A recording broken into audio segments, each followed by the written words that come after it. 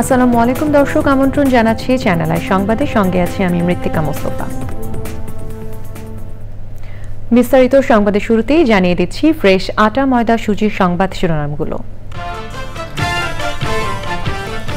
নতুন করে স্বৈরাচারের জন্ম প্রতিরোধের আহ্বানে জুলাই গণঅভ্যুত্থান স্মরণে মাস জুড়ে কর্মসূচি উদ্বোধন, দেশ মুক্তির স্বাদ পেয়েছে মন্তব্য। ছাত্র জনতাকে সঙ্গে নিয়ে জুলাই সনদ আদায়ে এনসিপির ঘোষণা, বিচার সংস্কার গণপরিষদ নতুন সংবিধানের দাবিতে জুলাই পদযাত্রা। শেখ হাসিনা সহ ৩ জনের বিরুদ্ধে ট্রাইব্যুনালে অভিযোগ গঠন চেয়ে প্রসিকিউশনের যুক্তি উপস্থাপন, আসামি পক্ষের পাল্টা যুক্তি ৭ই জুলাই। জুলাই অভ্যুত্থানের বর্ষপূর্তি উদযাপন শুরু, কর্তৃত্ববাদী আওয়ামী লীগ সরকারের পতনের আন্দোলনে শহীদ ছাত্র জনতাকে স্মরণ। এবং সংসদ নির্বাচনের ভোটকেন্দ্র স্থাপনের ক্ষমতা ফিরে পেলেন ইসির কর্মকর্তারা, নীতিমালার সংশোধনী গেজেট আকারে প্রকাশ।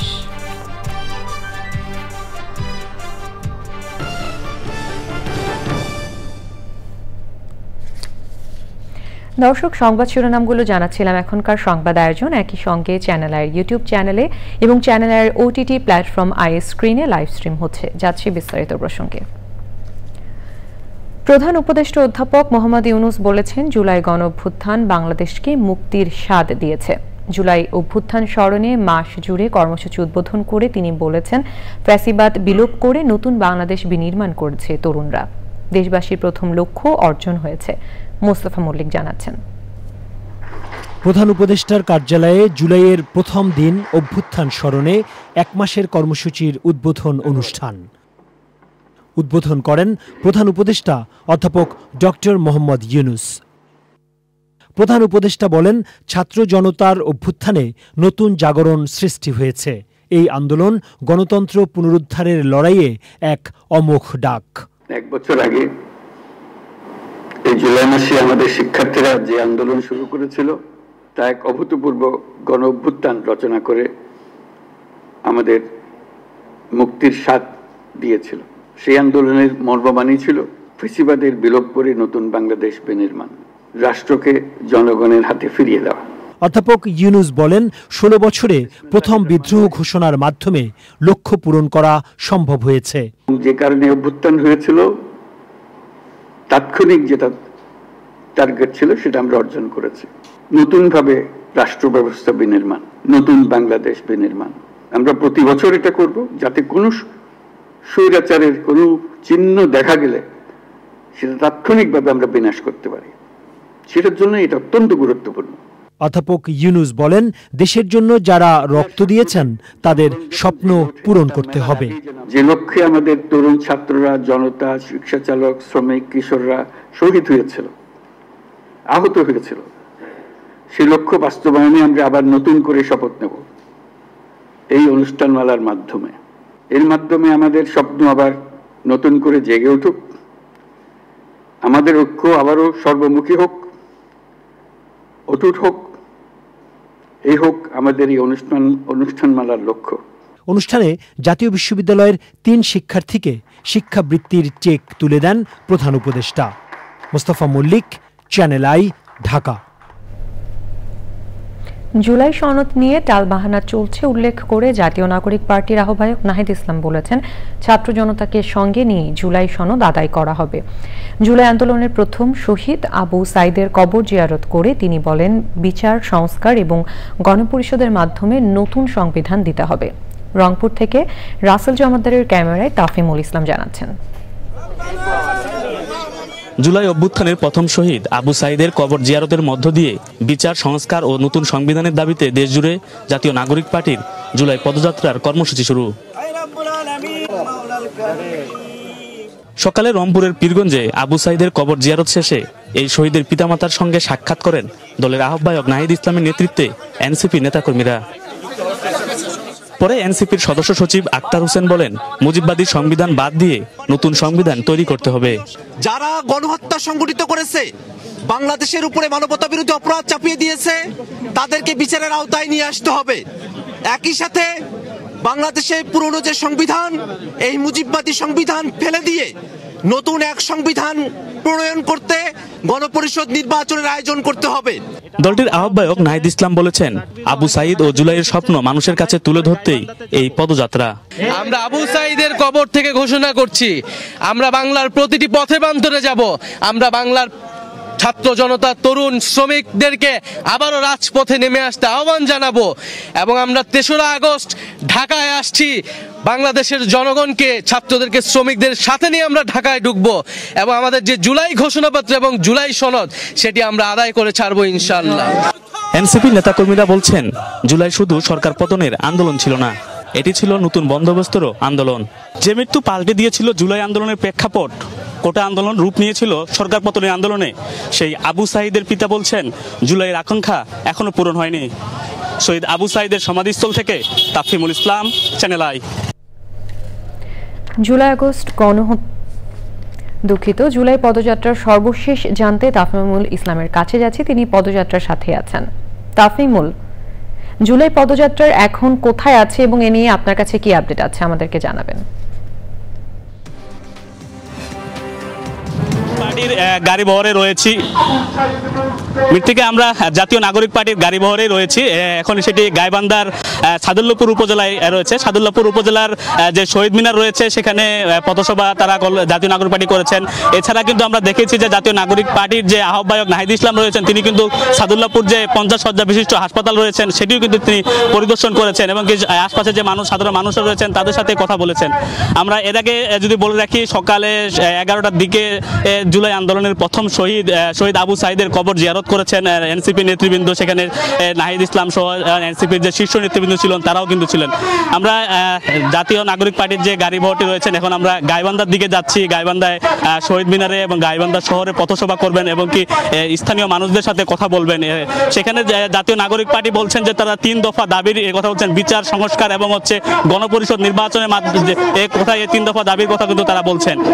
আমরা এরপরে গাইবান্ধা পথসভা করবেন। গাইবান্ধা থেকে রংপুর শহরে কিন্তু জাতীয় নাগরিক পার্টি পথসভা করবেন। সেখানে রংপুরের বিভিন্ন শহর থেকে প্রদক্ষিণ করবেন বলে আজকে রংপুর শহরের পরে রংপুর যে পীরগঞ্জ উপজেলা পীরগাছা উপজেলা রয়েছে সেখানে থেকে আজকের কর্মসূচি শেষ হবে। এরপর থেকে কিন্তু আগামীকালকে কুড়িগ্রাম এবং লালমনিরহাটের কর্মসূচি পথসভা করবেন।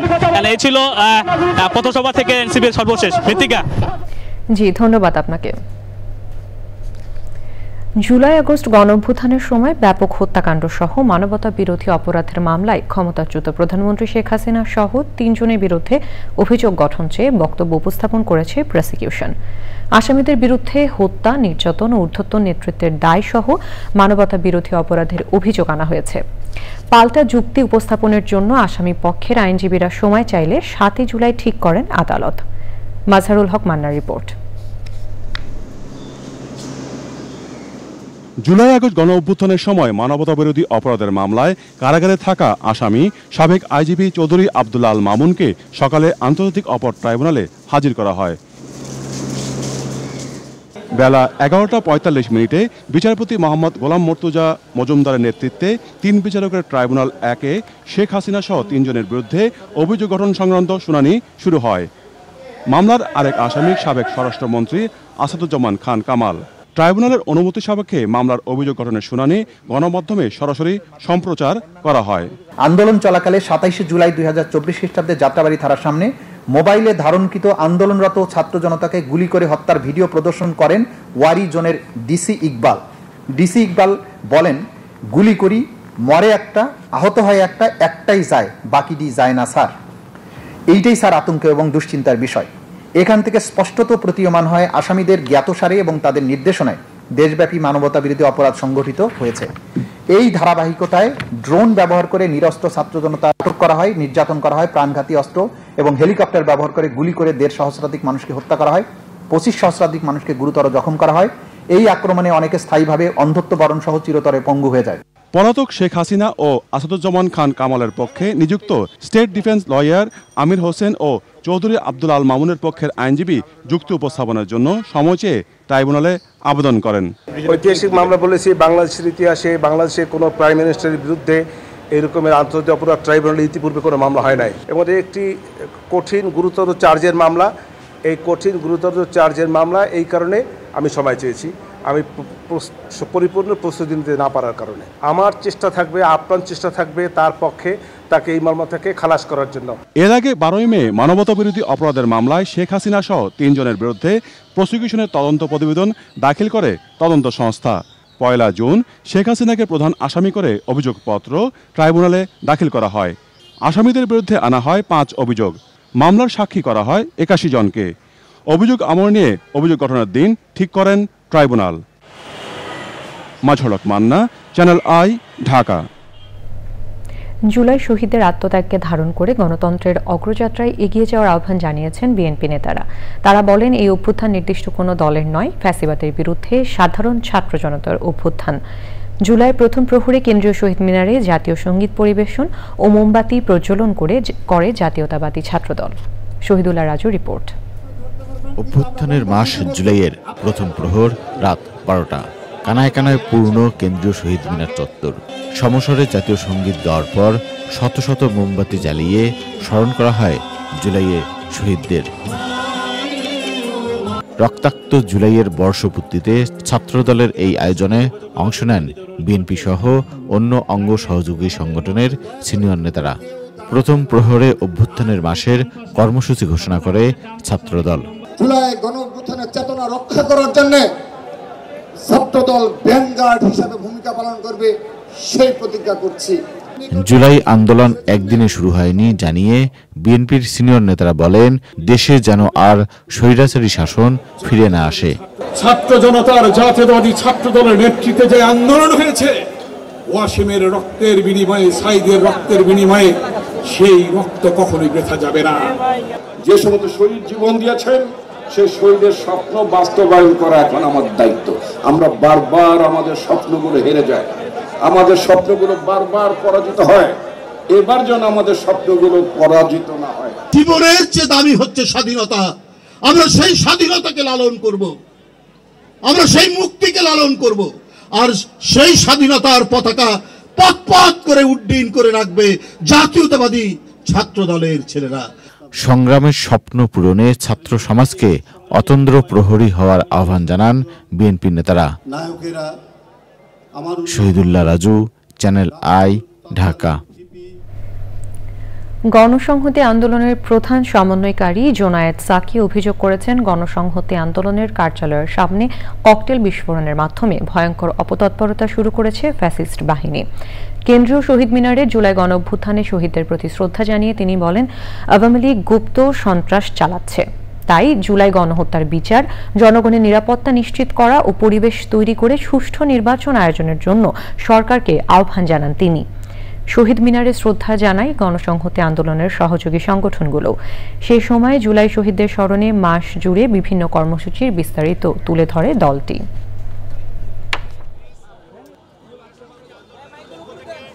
আমরা দেখছি যে এখনো পরাজিত ফ্যাসিস্টরা তারা বসে নেই, তারা নানাভাবেই এই অভ্যুত্থানকে, তার অর্জনকে ধ্বংস করার জন্য চেষ্টা করছে।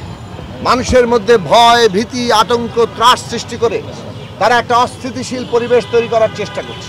আমরা অন্তর্বর্তী সরকারের কাছে বলি, অভ্যুত্থানের শক্তির উপর আপনারা দাঁড়িয়ে আছেন। এইখানে অভ্যুত্থানের অর্জন হচ্ছে দেশের মানুষের নিরাপত্তা প্রতিষ্ঠা করা, যারা অপরাধ করেছে তাদেরকে আইনের আওতায় আনা। জুলাই অভ্যুত্থানের বর্ষপূর্তি উদযাপন করছে দেশ। কোটা সংস্কার আন্দোলনের মাধ্যমে শুরু হওয়া ওই আন্দোলনেই টানা 15 বছরের বেশি সময় শাসন করা কর্তৃত্ববাদী আওয়ামী লীগ সরকারের পতন হয়। 34 দিনের আন্দোলনে হাজারের বেশি শহীদ হওয়ার পাশাপাশি কয়েক হাজার ছাত্র জনতা আহত হন। আন্দোলনে রক্তপাত শুরু হওয়ার 20 দিনের মধ্যেই পালাতে হয় আওয়ামী লীগ সরকারের প্রধানমন্ত্রী শেখ হাসিনাকে। বিস্তারিত জানাচ্ছেন তাফিমুল ইসলাম। এমন সব দৃঢ় স্লোগানের সঙ্গে অকাতরে জীবন বিলিয়ে দেওয়ার সাহসের কাছে পরাজিত হয় কর্তৃত্ববাদী শেখ হাসিনা সরকার। 1 জুলাই কোটা বাতিলের দাবিতে ছাত্র সমাবেশ ও বিক্ষোভের মধ্য দিয়ে শুরু হয় জুলাই আন্দোলন। শিক্ষা প্রতিষ্ঠানে ক্লাস পরীক্ষা বর্জন, ছাত্র ধর্মঘট এবং সারা দেশে সড়ক মহাসড়ক অবরোধের মধ্যে আন্দোলনের তীব্রতা বাড়তে থাকে। শেখ হাসিনার সংবাদ সম্মেলন আর ঢাকা বিশ্ববিদ্যালয়ের শিক্ষার্থীদের উপর ছাত্রলীগের হামলায় ভিন্ন মাত্রা পায় আন্দোলন। জুলাই আন্দোলনের সবচেয়ে বেশি টার্নিং পয়েন্ট ছিল আবু সাইদের নির্মম হত্যাকাণ্ড। আবু সাইদের তো অবশ্যই টার্নিং পয়েন্ট ছিল। প্রথম শহীদ, আমরা শহীদ মিনারে বিক্ষোভ মিছিল, আমরা তো শহীদ মিনারে মিছিলটা করতেছিলাম আগের দিন আমাদের মেয়েদের উপরে নারীদের উপর, নারী শিক্ষার্থীদের উপর হামলার প্রতিবাদে। তো শহীদ মিনারে থাকা অবস্থায় আমরা শুনতে পাই যে রংপুরের একজন সমন্বয়ক, আমাদের সহযোদ্ধা বেগম রোকেয়া বিশ্ববিদ্যালয়ের আবু সাইদ মারা গেছে। তো এটা একটা টার্নিং পয়েন্ট ছিল এবং সবাই বিক্ষুব্ধ হয়েছে। আমরা আরও শুনলাম ওয়াসিম সহ সেই দিন প্রায় 6 জনের কথা শুনলাম, ঢাকায় কয়েকজনের মারা যাওয়ার কথা শুনলাম। তো ফলে এই হত্যাগুলো একটা টার্নিং পয়েন্ট ছিল, এবং তবে আমরা কখনোই ভাবিনি যে এত মানুষ হত্যা হবে, এত নির্মমতা হবে। 17 জুলাইয়ের পর বেসরকারি বিশ্ববিদ্যালয়ের শিক্ষার্থী ও সাধারণ মানুষের অংশগ্রহণে ভিন্ন মাত্রা পায় আন্দোলন। দেশজুড়ে ছাত্র জনতার উপর আইন শৃঙ্খলা রক্ষাকারী বাহিনীর নির্বিচারে গুলি, নির্যাতন আওয়ামী লীগ সরকারের বিরুদ্ধে ক্ষোভ বাড়িয়ে দেয়। প্রাণ বিসর্জন দেয় হাজারের বেশি ছাত্র জনতা। এটা পুরো রাষ্ট্রযন্ত্রের সাথে আপনি ফাইট করতে হয়েছে। স্টেটের সবগুলা অ্যাপারেটাস আপনার বিরুদ্ধে, জনগণের বিরুদ্ধে আসলে, বা আমাদের এই কয়েকজন সমন্বয়কের বিরুদ্ধে তখন আসলে তারা নেমে গেছে। ফলে এই লড়াই অবশ্যই অনেক চ্যালেঞ্জিং ছিল, কিন্তু এটা সফল হয়েছে একেবারেই বাংলাদেশের সাধারণ মানুষ, সাধারণ ছাত্রদের স্বতঃস্ফূর্ত অংশগ্রহণ, তাদের বিবেকবোধ, ন্যায়বোধের জায়গা থেকে রাজপথে নেমে আসা অংশগ্রহণ, সেটার কারণে আসলে এটা গণঅভ্যুত্থানের রূপ নিতে পারছে এবং সফলতা পাইছে। ছাত্র সমাজের 9 দফা দাবি থেকে 1 দফায় রূপান্তর, অতঃপর মার্চ টু ঢাকা কর্মসূচি। এর ধারাবাহিকতায় ফ্যাসিস্ট শেখ হাসিনা পদত্যাগপত্র জমা দিয়ে দেশ থেকে পালিয়ে যায়। রাজপথে শুরু হয় বিজয় উল্লাস। গণভবন, সংসদ ভবনে ঢুকে পড়ে বিজয়ী ছাত্র জনতা। শুরু হয় ফ্যাসিস্ট মুক্ত বাংলাদেশ গড়ার নতুন যাত্রা। তাফহিমুল ইসলাম, চ্যানেল আই, ঢাকা। যশোর শহরের সার্কিট হাউস পাড়ায় নির্মাণাধীন একটি বহুতল ভবনের 6ষ্ঠ তলার বারান্দা ধসে পড়ে 2 ইঞ্জিনিয়ার সহ 3 জন নিহত হয়েছেন। বেলা 11:30টার দিকে একটি নির্মাণাধীন 9তলা ভবনে এই দুর্ঘটনা ঘটে। নিহতরা হলেন কুষ্টিয়ার মজমপুর এলাকার ইঞ্জিনিয়ার মিজানুর রহমান, দিনাজপুরের ইঞ্জিনিয়ার আজিজুল ইসলাম এবং চাঁপাইনবাবগঞ্জের মহারাজপুর এলাকার শ্রমিক নুরুজ্জামান। প্রত্যক্ষদর্শীরা জানান, খড়কি সার্কিট হাউস পাড়ার ইকবাল মঞ্জিলে নির্মাণাধীন ভবনের 6ষ্ঠ তলায় কাজ চলছিল। হঠাৎ করেই বারান্দার একটি অংশ ভেঙে নিচে পড়ে যায়। এতে 2 ইঞ্জিনিয়ার ও 1 শ্রমিক নিচে পড়ে গুরুতর আহত হন। যশোর 250 শয্যার জেনারেল হাসপাতালে নেওয়ার পর কর্তব্যরত চিকিৎসক 3 জনকেই মৃত ঘোষণা করেন। পুলিশ জানিয়েছে, প্রাথমিকভাবে ধারণা করা হচ্ছে ভবনের নির্মাণ কাজে প্রয়োজনীয় নিরাপত্তা ব্যবস্থা ছিল না। জাতীয় সংসদ নির্বাচনের ভোট কেন্দ্র স্থাপনে জেলা প্রশাসক ও উপজেলা নির্বাহী কর্মকর্তাদের প্রধান করে কমিটি করার বিধান বাদ দেওয়া হয়েছে। এই সংশোধনী এনে ইতোমধ্যে জাতীয় সংসদ নির্বাচনে ভোট কেন্দ্র স্থাপন এবং ব্যবস্থাপনা নীতিমালা 2025 গেজেট আকারে প্রকাশ করেছে নির্বাচন কমিশন। ইসির কর্মকর্তারাই ভোট কেন্দ্র স্থাপন করে আসছিলেন। তবে গত সংসদ নির্বাচনের আগে কাজী হাবিবুল আওয়ালের নেতৃত্বে কমিশন এই কাজে প্রশাসন ও পুলিশের কর্মকর্তাদের যুক্ত করে। এজন্য নীতিমালাও সংশোধন করা হয়। সে সময় এই নিয়ে ব্যাপক সমালোচনা হয়েছে।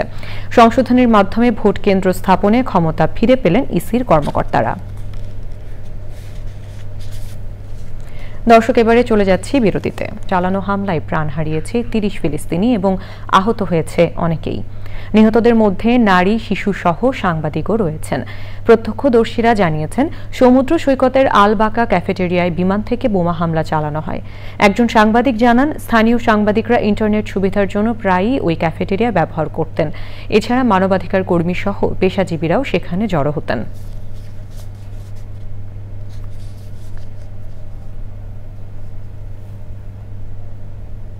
এবারে নিটোল টাটা কৃষি সংবাদ।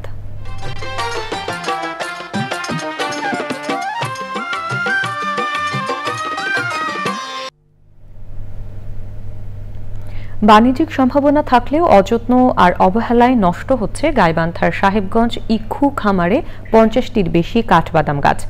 অফিস চত্বরে লাগানো এসব গাছে প্রতি বছর ফুল ফল আসলেও তা নষ্ট হচ্ছে। সম্ভাবনাময় এই কাঠবাদামের বাণিজ্যিক উৎপাদনে সংশ্লিষ্ট কর্তৃপক্ষ প্রয়োজনীয় উদ্যোগ নেওয়ার দাবি স্থানীয়দের। গাইবান্ধা থেকে ফারুক হোসেনের পাঠানো তথ্য ও ভিডিও চিত্রে রাজীব আহমেদের রিপোর্ট।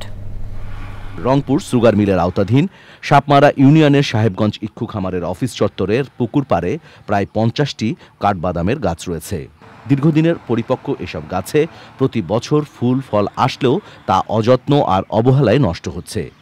সঠিক প্রক্রিয়া অনুসরণ করলে এসব গাছ থেকে কাঠবাদাম উৎপাদন করা সম্ভব মনে করছেন স্থানীয়রা। ফল বহুদিন হলো ভাই, যে পর্যন্ত মনে করেন আমার বুদ্ধি হয়েছে সেখানে ফল দেখতেছে আসে, আজ পর্যন্ত লোকজন খাতিছে বা আমরাও খাচ্ছি, কিন্তু গাছ মানুষ ছুটছে না, সব কাটে ফেলে দিচ্ছে। ফুল আসে ঝুরে যায়, পরিচালনা ঠিক মতো হচ্ছে না। এই বাদামগুলো তো অনেক মূল্যবান, বাইরে থেকে আমরা আমদানি করি। 2240 করে এই ফার্মটা। এই ফার্মটা তো আমি ছোট থেকে বড় হয়েছি, ফুল দেয়, ফুলের থেকে ফল টল হয়, সেগুলা ফল আমরা পারি এবং কি খাই।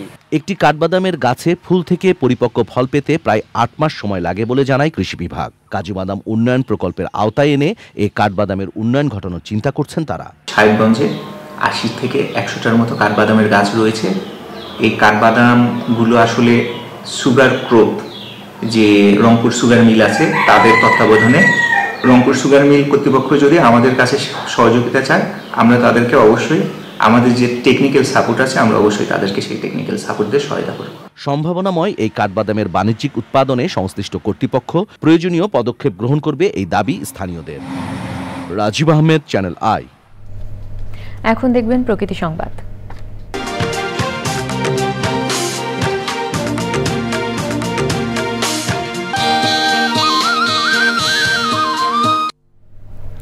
গাজীপুরে একসময়ের উন্মুক্ত ও জনস্বার্থে ব্যবহৃত সরকারি পুকুরগুলো এখন দখল দূষণের শিকার। নগরায়ণ, প্রভাবশালীদের দখলদারিত্ব এবং সুষ্ঠু তদারকির অভাবে হারিয়ে যাচ্ছে প্রাকৃতিক জলাধারগুলো। এতে হুমকিতে পড়ছে জনজীবন, পরিবেশ ও জীববৈচিত্র্য। ফজলুল হক মোড়লের তথ্য ও মাসুদ পারভেজের ভিডিও চিত্রে সঞ্জিদা স্নিগ্ধা রিপোর্ট। দখল দূষণ শুধু পরিবেশে নয়, স্থানীয় জীববৈচিত্র্য ও জনস্বাস্থ্যকেও ফেলছে হুমকিতে। পুরনো এই জলধারাগুলো এলাকার পরিবেশ, কৃষি এবং জীববৈচিত্র্য রক্ষায় গুরুত্বপূর্ণ ভূমিকা রাখলেও এখন তা অস্তিত্ব সংকটে। পুকুরের পানি দূষিত হয়ে পড়ায় মাছ চাষ যেমন ব্যাহত হচ্ছে, তেমনি বাড়ছে মশার উপদ্রব, ছড়াচ্ছে ডেঙ্গু সহ অন্যান্য রোগবালাই। ভূগর্ভস্থ পানির স্তর নিচে নেমে যাওয়ায় তৈরি হচ্ছে সুপেয় পানির সংকট। এই পুকুরে এখন আমরা দুর্গন্ধে বাড়িতেই থাকতে পারি না। মশা উৎপাদন হচ্ছে, ডেঙ্গু, ম্যালেরিয়া, বিভিন্ন রোগে মানুষ বিভিন্নভাবে আক্রান্ত হচ্ছে। প্রচুর পরিমাণ দুর্গন্ধ, আশেপাশে থাকা যায় না। এখানে মানুষজন অনেক কষ্ট করে থাকতেছে। শুধু এই পুকুর নেই, পুকুরের পাশাপাশি যত পুকুর আছে গাজীপুরে, সকল পুকুর যেন অতি দ্রুত সময়ে সংস্কার করে এগুলোর পুনরুদ্ধারের ব্যবস্থা গ্রহণ করে। পরিত্যক্ত ও দখলকৃত সরকারি কিছু পুকুর পরিষ্কার ও দখলমুক্ত করছে জেলা প্রশাসন। জলবায়ু ফান্ড থেকে আমাদের এখানে সহায়তা করা হবে, ডিপিপি প্রেরণ করা হয়েছে 18টি পুকুরের জন্য। প্রস্তাবটি যখন সমস্ত প্রক্রিয়া সম্পন্ন করে আসবে তখন আরও কিছু দৃশ্যমান পরিবর্তন আমরা এখানে দেখতে পাবো। বেশ কিছু পুকুর সংস্কারের উদ্যোগ নেওয়া হয়েছে আমাদের মন্ত্রণালয় থেকে। এটা অচিরেই কাজ শুরু হবে। সরকারি যে পুকুরগুলো আছে সেই পুকুরগুলো পুনরায় আবার পুনরুজ্জীবিত হবে। প্রাকৃতিক এই জলধারাগুলো রক্ষা করা না গেলে পরিবেশ ও জনজীবনে পড়বে বিরূপ প্রভাব। সঞ্জিদা স্নিগ্ধা, প্রকৃতি ও জীবন ডেস্ক, চ্যানেল আই। ময়মনসিংহকে গ্রিন সিটি হিসেবে গড়ে তুলতে বিএনপির ভারপ্রাপ্ত চেয়ারম্যান তারেক রহমানের নির্দেশে বৃক্ষরোপণ ও চারা বিতরণ কর্মসূচি শুরু হয়েছে। প্রিমিয়ার আইডিয়াল হাই স্কুল প্রাঙ্গণে বিএনপির যুগ্ম আহ্বায়ক অ্যাডভোকেট আব্দুল হান্নান খান শিক্ষার্থীদের চারা বিতরণ কর্মসূচি উদ্বোধন করেন। পরে নগরীর কুমার উপেন্দ্র বিদ্যাপীঠ, মুকুল নিকেতন ও ভাসানী স্কুল সহ বিভিন্ন শিক্ষা প্রতিষ্ঠানে বৃক্ষরোপণ ও চারা বিতরণ করা হয়।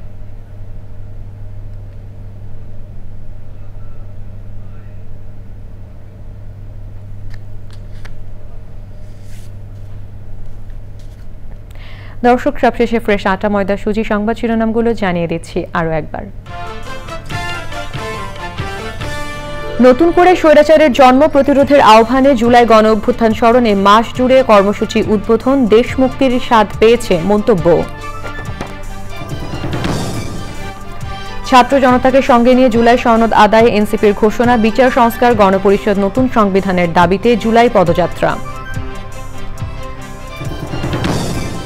শেখ হাসিনা সহ 3 জনের বিরুদ্ধে ট্রাইব্যুনালে অভিযোগ গঠন চেয়ে প্রসিকিউশনের যুক্তি উপস্থাপন, আসামি পক্ষের পাল্টা যুক্তি 7 জুলাই। জুলাই অভ্যুত্থানের বর্ষপূর্তি উদযাপন শুরু, কর্তৃত্ববাদী আওয়ামী লীগ সরকারের পতনের আন্দোলনে শহীদ ছাত্র জনতাকে স্মরণ। এবং সংসদ নির্বাচনের ভোট কেন্দ্র স্থাপনের ক্ষমতা ফিরে পেলেন ইসির কর্মকর্তারা, নীতিমালার সংশোধনী গেজেট আকারে প্রকাশ।